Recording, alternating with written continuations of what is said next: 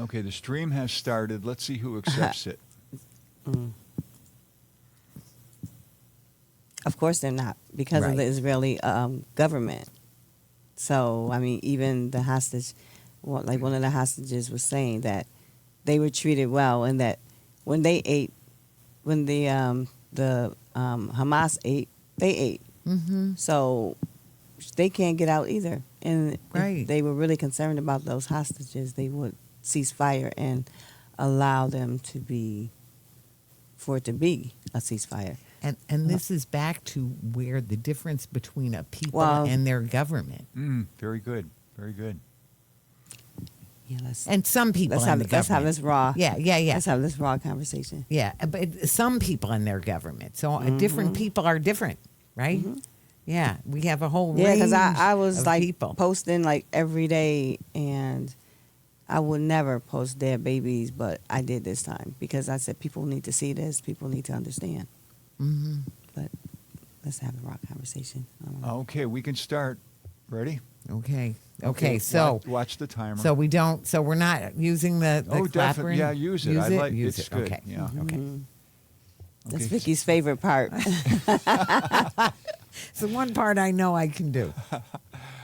Okay, so when the timer says on the air, you're on the air, okay? Okay. Thanks.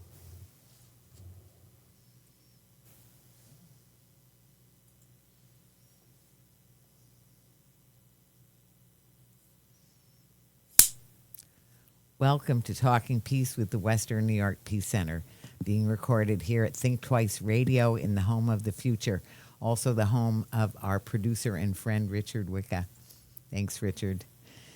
And thank you to our friends at WBNY, Buffalo's original alternative radio station, 91.3 FM. Thank you, Buff State.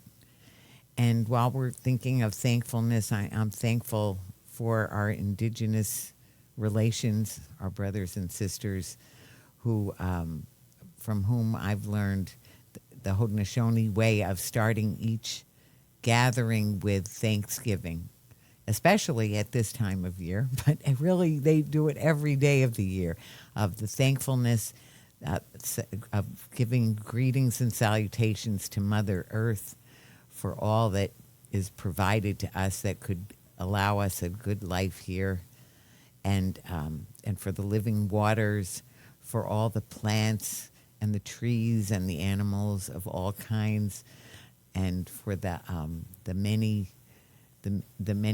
phenomenon in our air, in the sky, the winds and the thunder beings and the brother sun and grandmother moon and all the stars and sky beings, and especially the Creator and all the love that brings us here, and all the thankfulness for the people that bring us here. And on this land that is stolen Haudenosaunee land. So it is stolen and gotten through trickery, attempted genocide, and violence that has been taken from the indigenous peoples. And also, as I'm sitting, we like to, I've just learned to do, when we're doing a land acknowledgement, also of enslaved people's acknowledgement, so that to acknowledge the suffering and injustice that has happened and that really continues to happen and that just needs to stop in every kind of a way. So, we have a very big subject that will, our subject is really militarism in a lot of ways, but I'm so grateful for our guest today, Cariol Horne, and we're calling this Travels with Cariol, because Cariol, you've been on the move.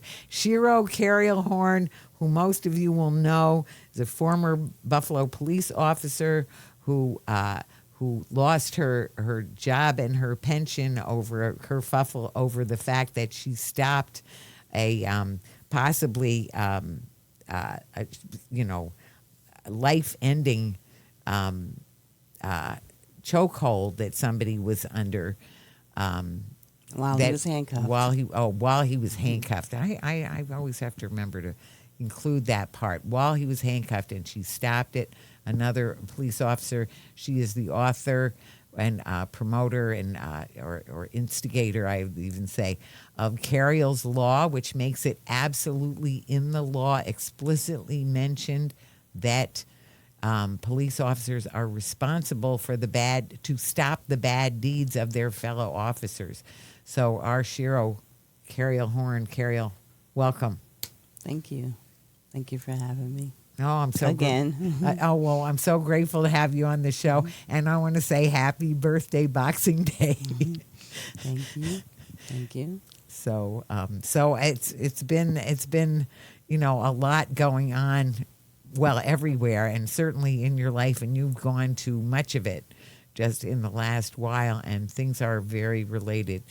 So, so one of the things I just gave it, as I think I said, a little bit of a preview, or maybe I didn't, that militarism is also very much of an underlying state-sponsored violence is another way of calling what we're talking about, because states have been and seem to think that they are justified in doing violence, even though there are international law and other laws that would stop them.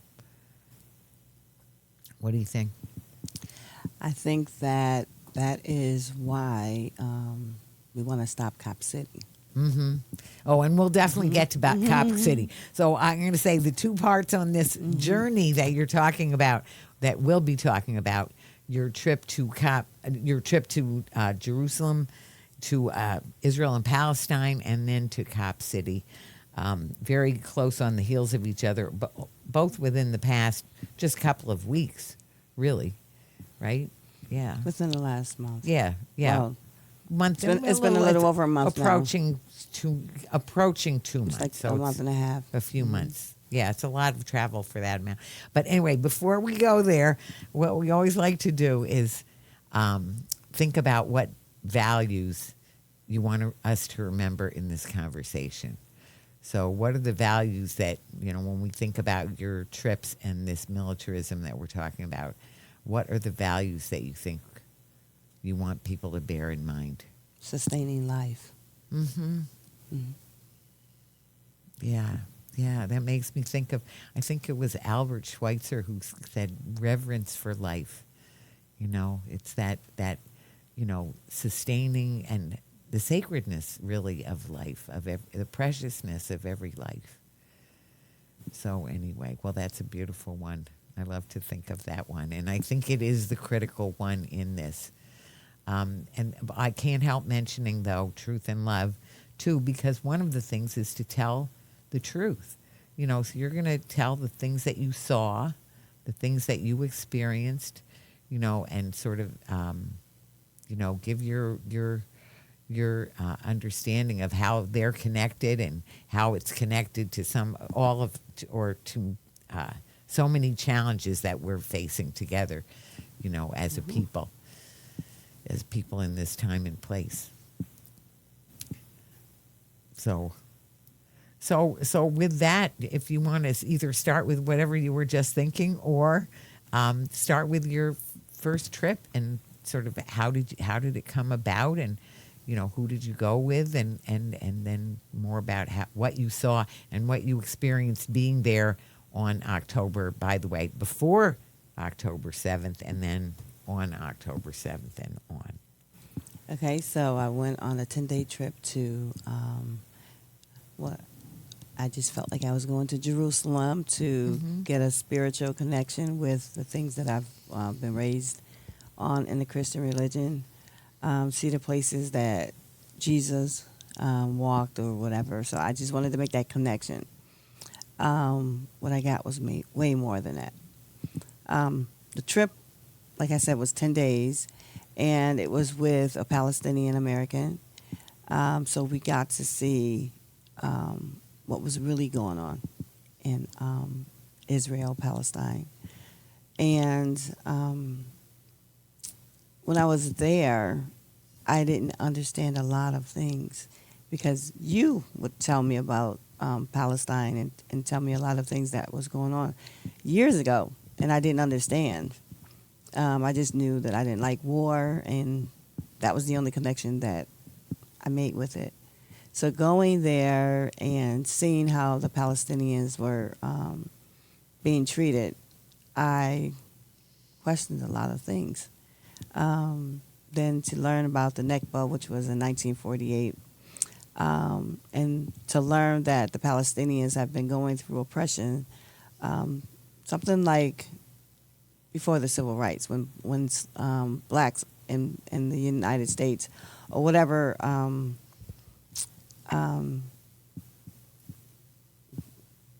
whatever they identify with, black, African American, or whatever,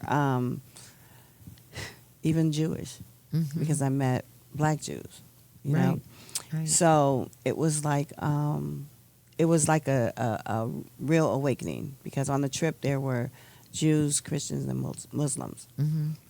I did notice at one point we were going through a checkpoint, because in Old City, Jerusalem, there's a lot of checkpoints, and we were going through one, and I noticed that the guard, like I was like the third person. So the first person was the Palestinian American, and he was going through the checkpoint, and so after he went, then there was a second person, but the guard kept looking at him, and then I'm watching the guard watch him, and then it was my turn, and he's still like looking at him. So when I got up to him, I said, the guard keeps looking at you. And this is before I even know anything about how the Palestinians are treated. And he pretty much didn't say anything. So we had like a session to basically talk about, you know, our day and what we felt. And I said, to me, it seems that when I told you that the guard was looking at you, it made me feel like a black guy who's being stopped by the police and being frisked and things like that, and how they basically comply. And that's how it made me feel. Now, I mean, he's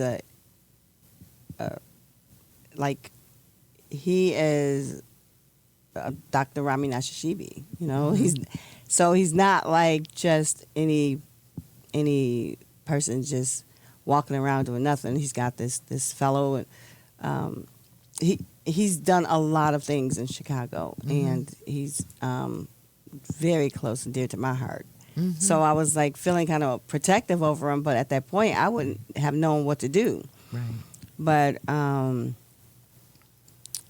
guess maybe because he had a kufi on, I don't know. I'm not sure exactly why the guy was looking at him. But what I do know is that he probably recognized him as being Palestinian. But because we had such a large group, that maybe he felt like, well, maybe he's Palestinian, but at the same time, he's just not like somebody I can just mess over. I don't know what he was thinking. But I do notice that he put a lot of attention on him. And so when I said that to him, and then after the trip and I found out about it, I apologized to him. I said, I didn't know. I just felt like I didn't understand, you know, what was going on, because he was focusing too much attention, and it's not like you posed any type of threat or anything. Right. I said, but now that I understand, you know, I'm thinking, I felt hurt, you know, because it's like he's not doing anything. Just like sometimes when these black guys are getting pulled over by the police, or pulled out of their car, or they're not doing anything. Just why can't people just live in peace, you know?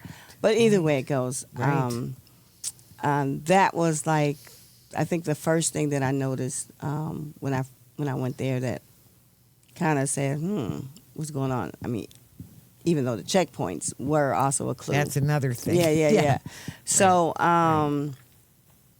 anyway, then after, you know, learning about, you know, basically settlers in Palestine, it's like in 1948, the land was divided, but yet the Israeli government supports Israelis moving on to Palestinian land, even to this day. Right. And this has been going on for 75 years, where they would actually come and give them like an hour to get out of their house, as settlers are waiting to move into their house, that they can have dinner cooking and or whatever, and they still have to leave, and the settlers just go in and just start living there. That's not right. It's not right.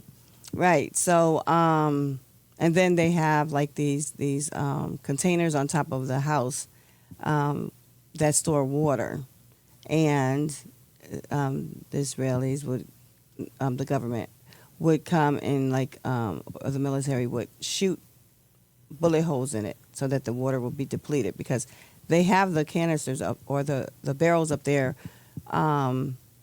so that just in case the Israeli government cut their water off, Right. because they do it at any time. Right. But then they come and they shoot it, and the water is depleted. And I guess they had metal containers at one point, but they changed it over to plastic, because it's easier to repair. Right. But then the bullets and stuff that they're using were made in the USA.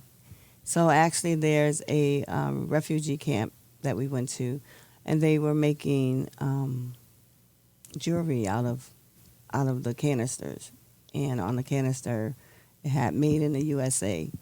So I bought 3 rings, and not purposely buying the rings that I bought, but they were red, white, and blue, like the flag colors. And I was like, well, I guess that's my contribution for what the U.S. has done to them. Mm-hmm. But it was, as I learned more and more, I felt like I wasn't too far removed from them. I felt like at home, like we were on Lud.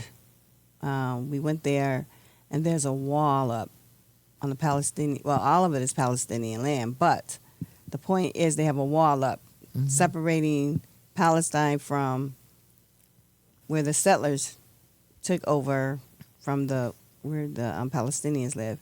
Right. And the Palestinians, they can't get permits to fix their property, yet on the other side of the wall, they're breaking ground to build new settlements for Israeli people to move in. And it reminds me of gentrification here. You know, it's like Right. people are being priced out of their neighborhoods. But it's a lot of things that were going on that I now know.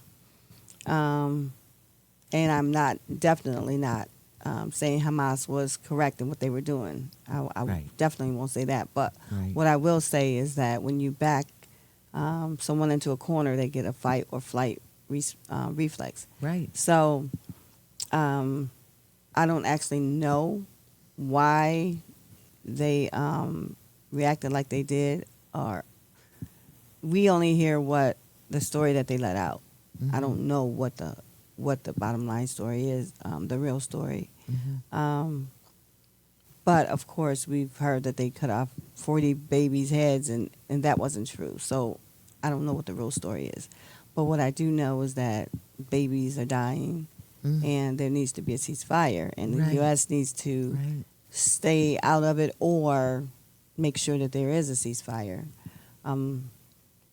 And also, we went to the Holocaust Museum, and that's when I found out that there were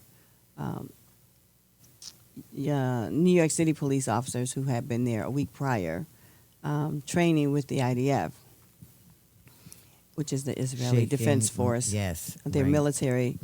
And that was strange to me, because why would you have United States police officers going over to Israel to be trained? We have our own military, even though I think I wouldn't have agreed with that either, because Right. the police are already militarized enough. So Oh, way over much. way over much. Yeah. And so why would you have a foreign military training them, Right. as opposed to your own military, which, like I said, I Or still any military. well, I still wouldn't agree with that. But Yeah. but why would you have a foreign military? What do you want that they're offering? And I think it's the occupation, which made me say that is why they want Cop City, because they want to militarize our police officers more. And why?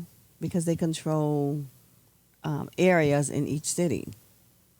So the only thing that I can see is that they're going to occupy us. So there'll be checkpoints. So when we fight against the police checkpoints, when they stop, like just drop into any urban city, USA, when they set up the checkpoints and we fight against it, it would be something like that.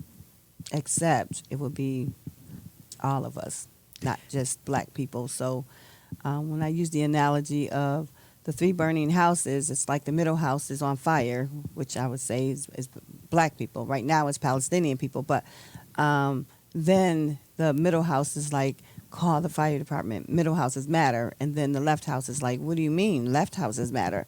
Then the right house is like, what do you mean? Right houses matter. And then they all burn up because nobody put out the fire in the middle house. And that is basically what's going on and what I feel is going to happen because, you know, everybody want to say, well, what do you mean Black lives matter? All lives matter. Of course, all lives matter. But the point is, if you don't put that fire out in that middle house where black lives are living, then all houses are going to burn up.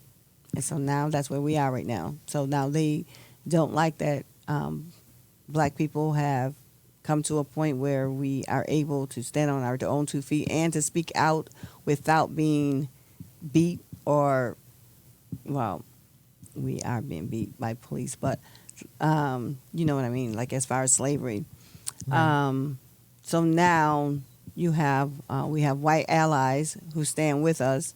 We have Palestinians who stand with us. So now they're going to, as far as I believe, they're Right. going to try to shut us all up. You know, I liked your analogy about the houses and being on fire because one of the things I'm forever saying is this thing of, you know, pouring gasoline on the fire.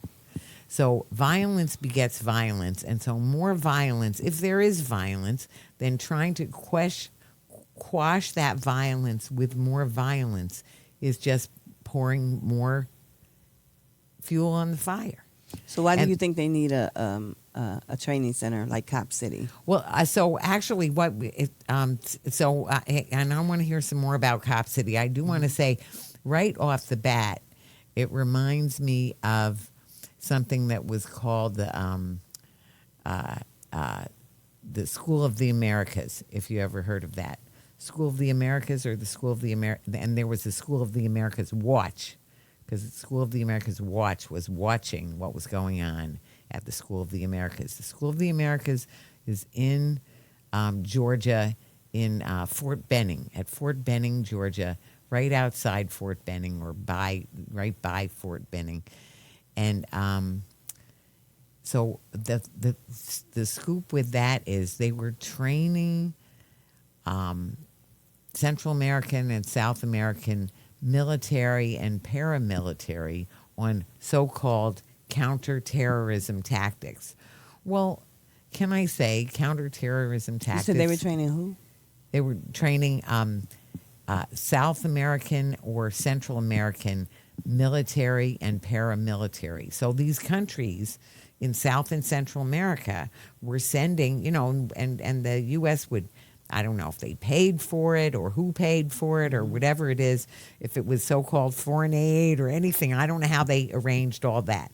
But they would, you know, if they give them scholarships, what they did. But they had these military people coming to learn these so-called counterterrorism tactics that are also P.S. terrorism tactics for terrorizing their own people. Mm-hmm. If they, you know, and that's what it was. And that was very much what it was, especially for some of the more, progressive or leftist influences, indigenous peoples in those different countries, that the powers that be, whoever those were, right, were trying to quash to maintain their stranglehold on economic and political power.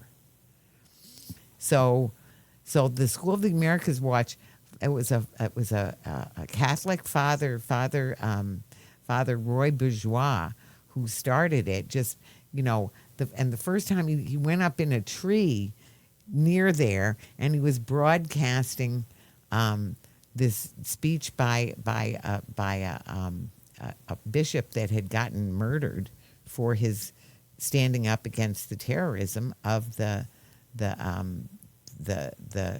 terrorist governments.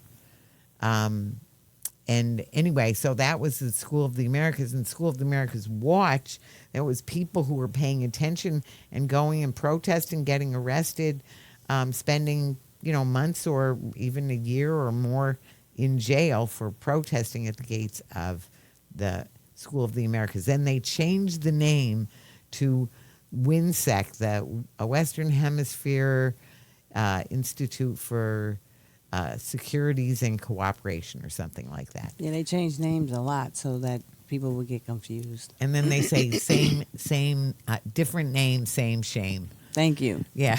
But anyway, so it just makes me think, and the fact that it's also in Georgia about Cop City. So you had all this experience, you get on the tarmac, you didn't tell that part, when you're at the airport, not on the tarmac, at the airport when the bombs start going off on the 7th. Yeah, I didn't get to that part because Yeah. Go ahead. Yeah.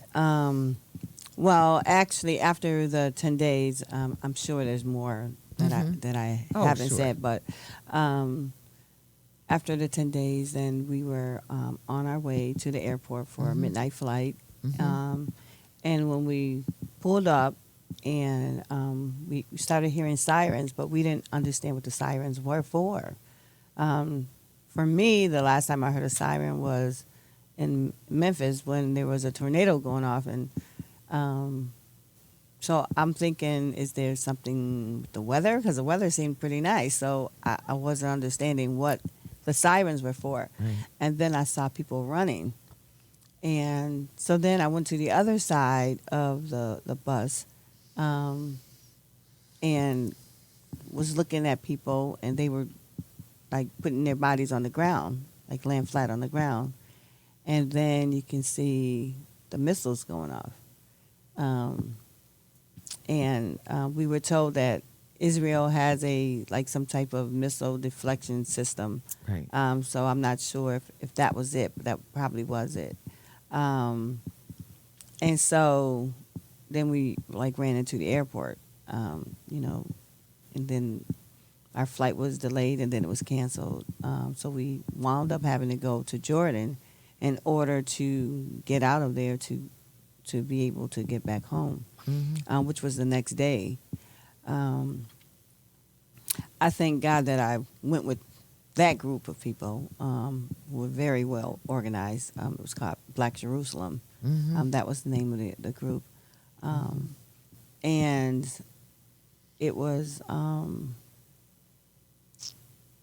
like I said, it was Christian, Jews, and Muslims. And we didn't have any issues as far as religion, Right. color, or anything like that. Right. So, nationality, anything. And it just made me think that our differences are used to keep us at odds with each other.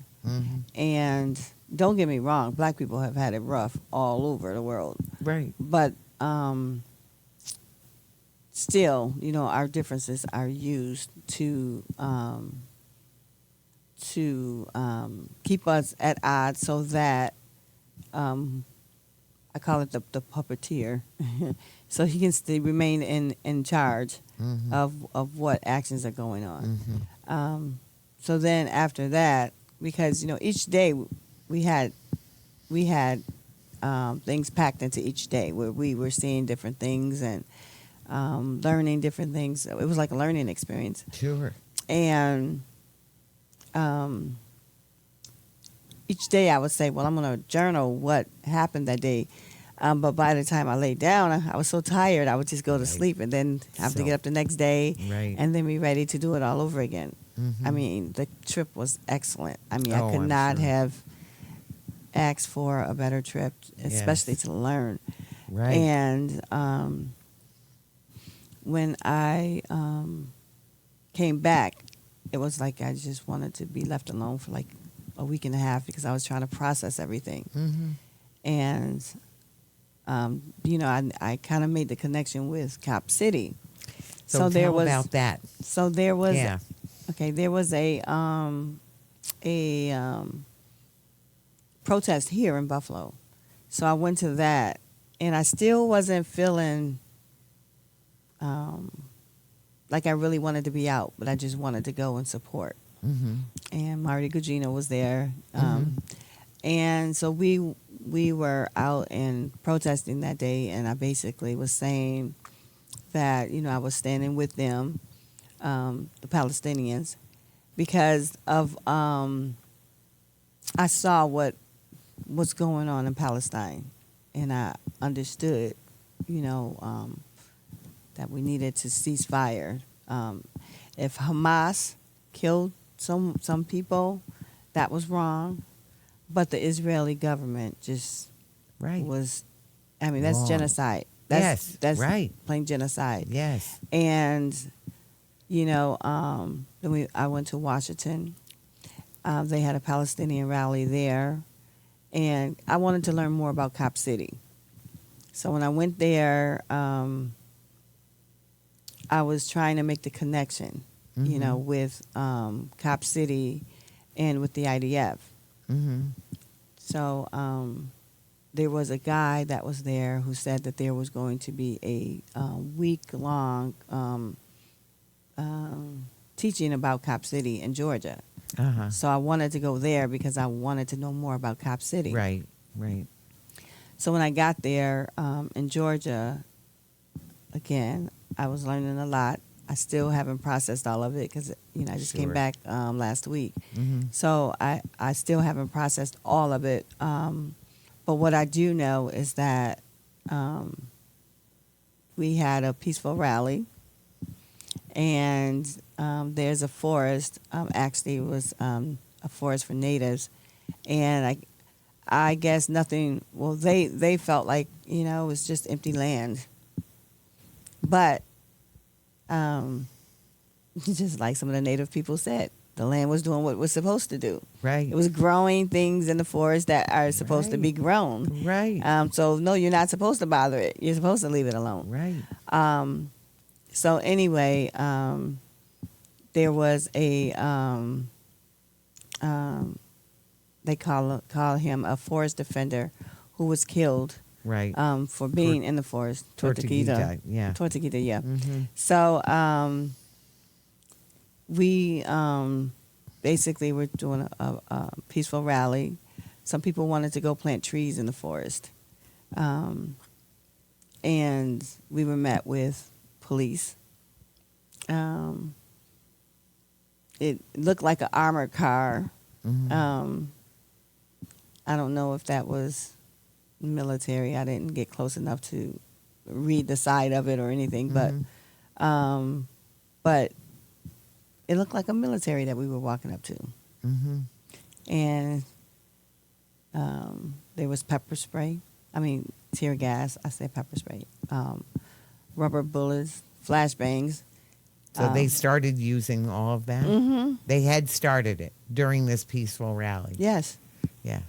So we all turned around, and it just made me think, during the George Floyd riots after he was murdered by the police, that millions of us throughout the world, Right. even in Palestine, they had a Right. picture up of him on the wall. Mm-hmm. Mm-hmm. We were protesting, like, we don't want our police to do this to us. And millions of us. Right. And they haven't changed. They've only gotten worse. And then here we are talking about we don't want this genocide happening. You even have the Jewish people come out and say, this is not what we want. Right. And yet they are still murdering thousands of people, including children, babies, in the hospital, bombing hospitals. So now I'm at the point where I am thinking that this one world government is going to happen, and that we are all going to be enslaved at some point, to some degree. And that's what I think that the militarized police, where they will play a part in that. So I've been trying to like piece it all together. And if you're not listening to millions of people, you don't care what the people say. You just care about what you want. And when I say that, I'm talking about our governments. So they only care about what they want. They don't care about what we want. They don't care about murdering us. They are going to do what they want to do. So many people have been killed by the police since George Floyd, and so many more bodies have been killed in Palestine. So it's interesting, actually, what you just said about, if there's some sort of a world order where we're going to all be, enslaved. I'm not going to say yay or nay, but one thing You don't have to. No. But one thing I've thought in all of this is, yes, the bad acts of the various governments and people in charge. So that means Hamas. It definitely means the Israeli government, which has been just heinous What did you say about Hamas? Hamas has been heinous. What they did was terrible, although, as we said, backed into a corner, all of that, all the oppression and everything else. And I want to say heavy-duty trauma on both sides or all sides, right? Let's not lessen what it is, though, Vicki. We have to be truthful about how they've been treated. Oh, yeah, I'm not lessening that. Mm-hmm. I'm saying actually Jewish people and because the the Palestinians. Palestinians have been murdered over there. Right. They've been murdered. They've been jailed for no reason. Right. Even young children have been jailed. Right. So this is something that's been going on for 75 years. Right. So I'm not saying that Hamas should have gone over and did whatever. I don't even know what they did, because the point is that I don't even know if the story is true.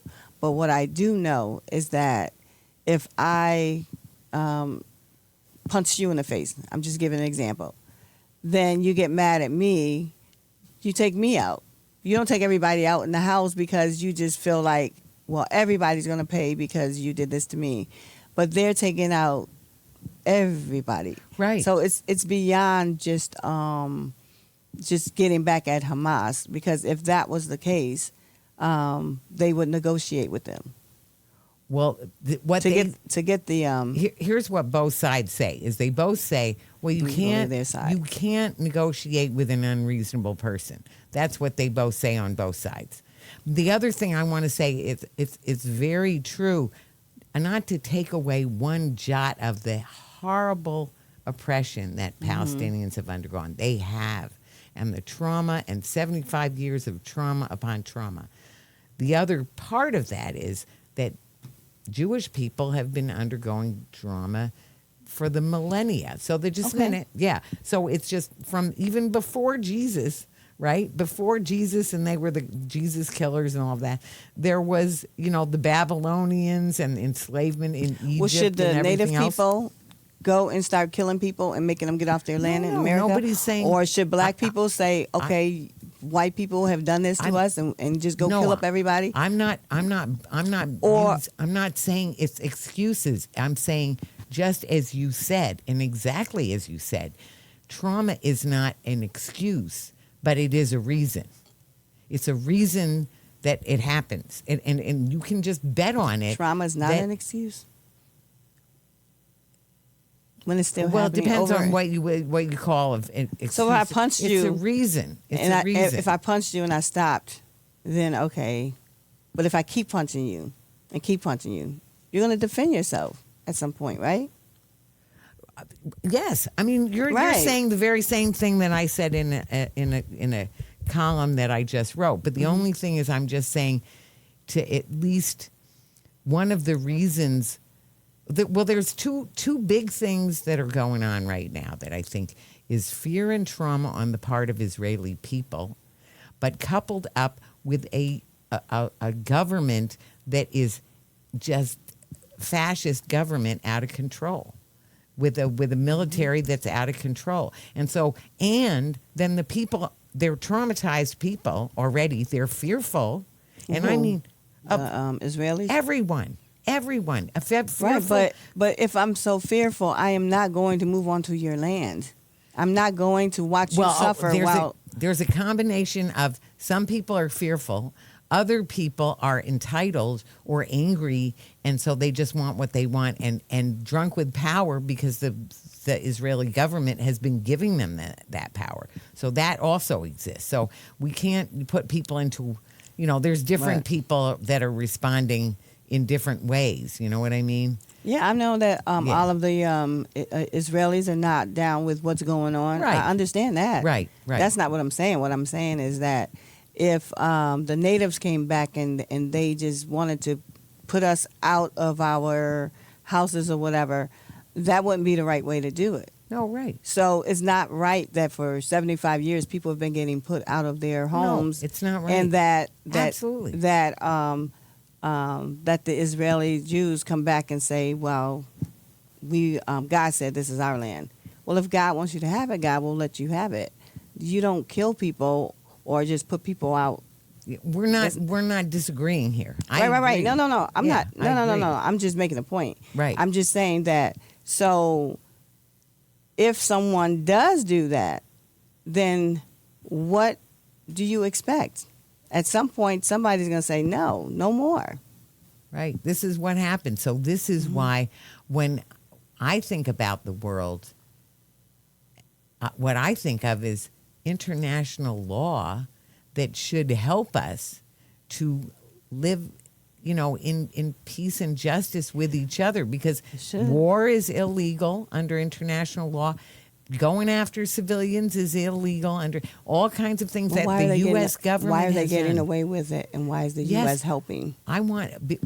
First of all, so that's the second part that I was going to talk about. And actually, I want everyone to know about this Merchants of Death Tribunal that's going on. What's that? And it's about the war profiteers. So there's nobody benefits from a war. Well, nobody except for who? Except for the weapons manufacturers. And they rake it in. And they will even say, this should be very good for our bottom line, this war where people are dying, people are in misery. Nobody wins a war. The trauma of the people, and even the people who have who are into it, right? They've drunk the Kool-Aid, and there's a like a frenzy, of just destruction that armies have gone through, and that's happened. Well, it's certainly it's happened in the U.S. Army, and there's different instances that have been reported on, and there's a certain amount of it in any war, and that has grown over the years. So even those people, aren't they traumatized for life? Yes. They come home. So there's nobody winning. Only people winning, and even they are not winning, because the mortal injury to their soul of all the weapons manufacturing is just, and we are number one about weapons in every way, shape, and form. U.S. We are the primary weapons manufacturer. We spend more than half of our discretionary budget on our military, which is more than the next 9 countries in the world, right? All put together is not as much as what we spend. And then for the other some 170 countries in the world or whatever, they don't have any money. They're all the tiny little countries that don't have any money to spend on the military anyway, nor do they in most cases. So and then for selling for arms sales, we are also number one. And the other ones who's very high up there, the British somewhat. So of the big 6 manufacturers, 5 of them are American. I think that's right. It's 4 or 5 are American, and 5 or 6 of the top 5 or 6, and one of them is British. But the other ones who are very big into weapons manufacturing and surveillance especially, who do you think it is? I know you know it. What do you mean? Israel. Oh, Israel is very, I thought very you meant big. a specific. Yeah, no, I company. just meant like they have drones, they have surveillance, they have, and what I've read is that.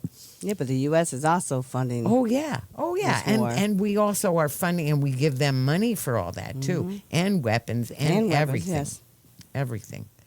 And meanwhile, nobody wins that. Nobody wins it. We definitely are not winning. The people. When I say we, I mean the people. And I don't understand it, and that is why. I'm thinking that we can't even protest without being brutalized. Well, the one thing I will say, we just had a big protest. Now, I've seen the aerial pictures, so it was over 1,000. It wasn't over 2,000. I thought it might have been. 1,000 is a lot. But 1,000 for is a Buffalo. lot. 1,000 is a lot. It is a very lot. And I will say, the police did not bother anybody that I'm aware of. There was no. So just to let I'm specifically talking about Cop City when right, I am say that. Right. And actually, or when we talk about Black Lives. So for certain things, Right. but wait, tell me what that protest was. Who was giving that protest? What was the title of it? It was Ceasefire Now. Mm-hmm. And it was Stop mostly the killing, and it was mostly Muslims and Jews, okay, with together. some white people or Caucasian. Jews. The thing is, they're Semites. Is what actually both Jews. My understanding is Jews and Arabs, or at least the ones from the Middle East are both Semites, right? So there actually should be, more linked and not more.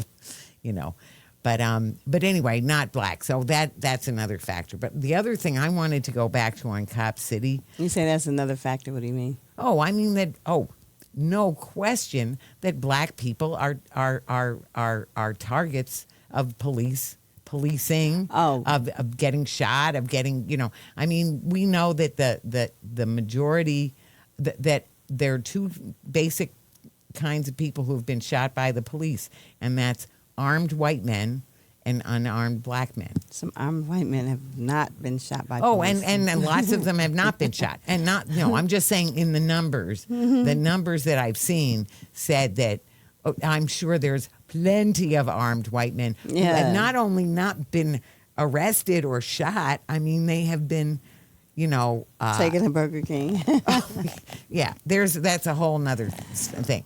But just when people are shot, it's going to be one of those two groups. Well, okay. Right? The only reason I said that was because the reason I asked about your protest was because they weren't black people talking about Black Lives. They were Caucasian people and even Middle Eastern people who are they couldn't go and try to slaughter them here or try to abuse them here, because then it would look like the Americans are down with slaughtering brown people from over there.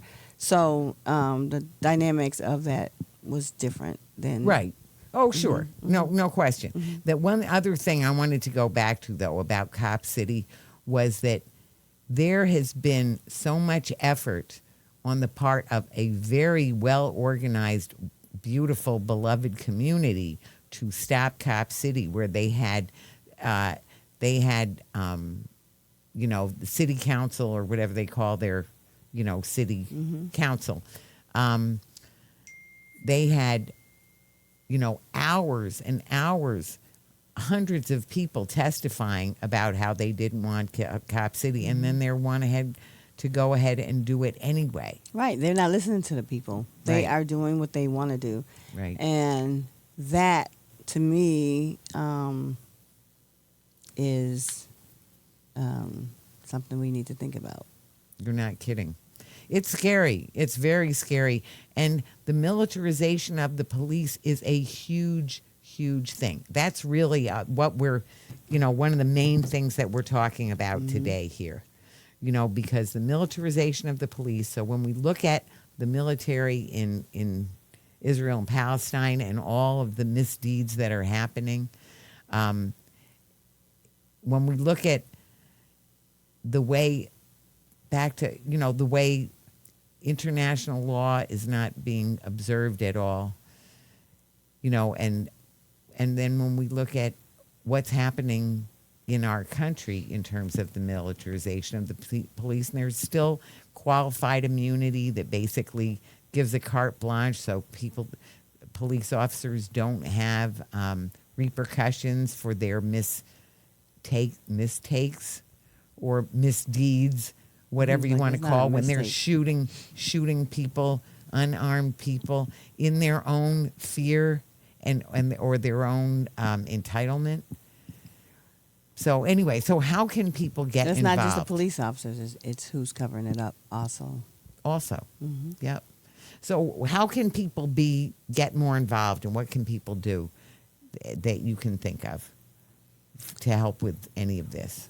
Cop City. There's organizers in Georgia who are working on stopping Cop City, but also know that Cop City is not just going to be in Georgia. There's proposals for it in other places. People just need to get with the organizers. There's a lot of organizers in Georgia, so. Well, we had one of them here. They spoke at Burning Books, and from where? Which organization? From Cop City. Which organization? I couldn't remember the fellow's name or the organization, but it was definitely, he was one of the people who was charged. Okay. Community Movement Builders is who was who was in Washington, where I got the information from. But when I got there was a lot of different ones. Like even Surge is in Georgia, who's also involved. But there's a lot of different organizations that are involved. Actually, Black Lives Matter Grassroots is another one that's involved, the Atlanta chapter. So there's different organizations where someone can tap into those and find out where they feel comfortable. And also people can find it on social media. There's Stop Cop City on social media. You can spread the word there. I know they're always looking for donations as well. They've worked very hard, and they've been, amongst the just, the tear gassing and the rubber bullets and all and the murdering of someone. They've also gone after the people who were raising bail money for people who were arrested. Oh yeah, they did that, and 61 were charged with RICO charges, which is ridiculous for being in the forest. And then there were other ones that were arrested while I was there. One girl said that she wanted to say goodbye to the forest, whatever. And I don't know. I don't agree with a lot of things. But to militarize our police and use them against us, I definitely don't agree with. Right. Well, me neither. The other thing I want to say in terms of what's going on in Israel and Palestine, one thing that people can be involved in is just calling for a ceasefire and pressuring our government to pressure the Israeli government to negotiate. So just to keep calling, to continue to do it. There have been any number of protests. I know you were just mentioning a couple of them. There have been, I did a summary of them. There have been half a dozen protests, as well as the regular Women in Black every Saturday, which actually started in Israel and Palestine, just by the way. Well, you've been there for that, too. So that's another thing. I didn't know it started in Palestine. It did. It started by Israeli and Palestinian women who had just had it with the violence. So it just has to stop. It makes me think of these kids in Afghanistan. They had the border free center. That's what they called their space. Then we have the Congo and Sudan. Because they felt like that's what's going to help us, is to get away from the nation states and have people more, keep. I mean, there's a certain amount of organizing that needs to be done for things that, roads or, public utilities that people need, but they can be done without such an emphasis on the nation state and all that power to the nation state, that is the power of, they all agree to ignore the international law. That's the other thing. Okay, so what about Congo and the Sudan? Well, that's another big thing. Mm-hmm. It's huge. And back to, you better believe that I'm sure we're there arming the teeth, but probably arming both sides, because that's what we'd like to do. Cha-ching, yeah. And by the way, well, more to follow, because there's Northrop Grumman is right around here in Buffalo. More what? Northrop Grumman is one of the big 5 or big 6 weapons manufacturers, and In they Buffalo? are here Where's in that? Buffalo. It's one of the companies. No, where is it in Buffalo? It's over near the airport. What is it called? Northrop Grumman. More to follow. Northrop More to follow. Grumman. More to follow. That's just a little thing, a little snippet for people. But Yeah. call the president, call Schumer, Gillibrand, and Higgins. Higgins is still our representative, and urge them to urge a ceasefire with the return of hostages, with the return of prisoners, with negotiations of, they need to negotiate this and to stop the arms sales. No more fueling the fire. So what's your final thoughts? Because we're getting ready to make it a wrap. So what would you like people to remember in all this? I would like for them to remember that this is not something new. This is not something new, and our governments are not listening to us, so we have to think of more creative ways to get them to listen. And we have to put our differences aside and come together and unite, because that is what they are afraid of. Right. That is what we need to do. We're just one human family, and we all love our children. They're all of our. That's what I said at the rally that we just had. The children, they're all of our children. And the preciousness, going back to what you said about sustaining life, the preciousness of every life, every single one. So for each one that suffers so much, it doesn't have to be this way.